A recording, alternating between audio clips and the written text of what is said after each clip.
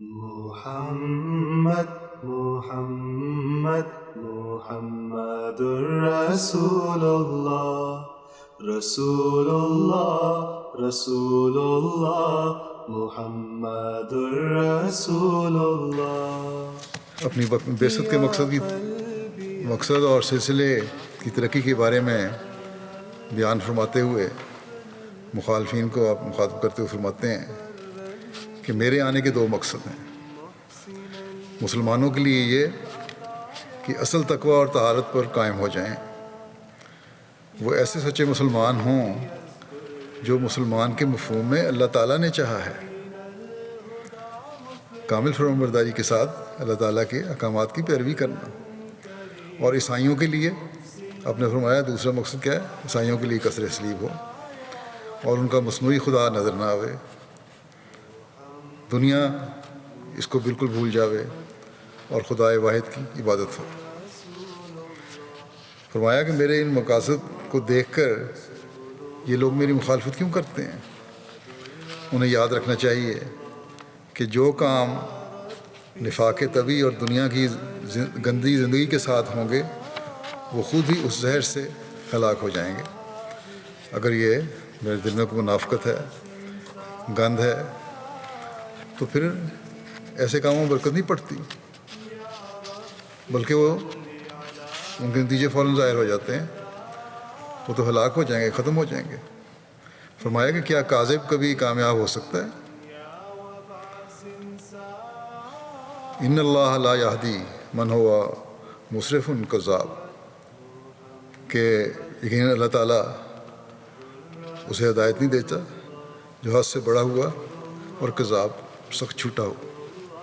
ان اللہ لا یہدی من ہوا مسرف کذاب۔ فرمایا کہ کذاب کی حالت کے واسطے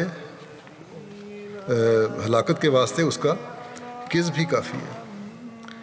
جھوٹا بندہ ہے تو اس کا جھوٹ جو ہے اس کو ہلاک کرنے کے لیے کافی ہے، لیکن جو کام اللہ تعالیٰ کے جلال اور اس کے رسول کی برکات کے اظہار اور ثبوت کے لیے ہوں اور خود اللہ تعالیٰ کے اپنے ہی ہاتھ کا لگایا ہوا پودا ہو، اس کی حفاظت تو خود فرشتے کرتے ہیں، بندوں کے کام نہیں۔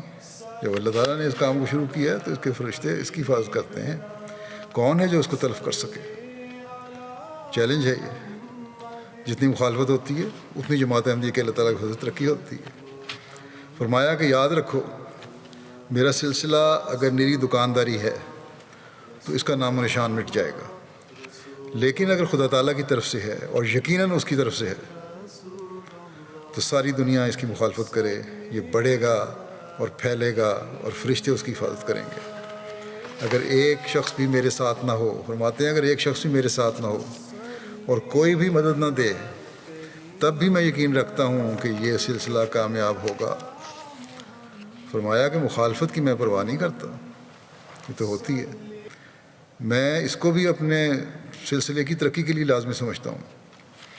یہ کبھی نہیں ہوا کہ خدا تعالیٰ کا کوئی مامور اور خلیفہ دنیا میں آیا ہو اور لوگوں نے چپ چاپ اسے قبول کر لیا ہو۔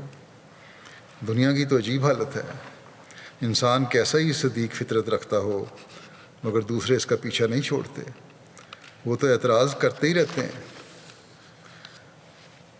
فرمایا کہ اللہ تعالیٰ کا فضل ہے کہ ہمارے سلسلہ کی ترقی فوق العادت ہو رہی ہے۔ آج ہم دیکھتے ہیں کہ 200 سے زائد ممالک میں مخلصین موجود ہیں، آپ کی بیعت میں آنے والے موجود ہیں۔ جب آپ نے بیان فرمایا اس وقت فرمایا کہ سینکڑوں میں ہوتے ہیں، اور آج تو لاکھوں میں اللہ تعالیٰ کے فضل سے بیعتیں ہوتی ہیں سال کے ساتھ۔ فرمایا کہ اس سلسلے کے قیام کی اصل غرض یہی ہے کہ لوگ دنیا کے گند سے نکلیں اور اصل طہارت حاصل کریں اور فرشتوں کی سی زندگی بسر کریں۔ بس آپ علیہ السلام کے اس ارشاد کے مطابق ہماری بھی ذمہ داری ہے کہ اپنی حالتوں کو صحیح اسلامی تعلیم کے مطابق ڈھالیں، اور یہی اصل طریقہ ہے دشمن کا منہ بند کرنے کا اور دشمن کو فتح یاب ہونے کا۔ صلی علی نبینا صلی علی محمد صلی علی حبیبنا، صلی علی محمد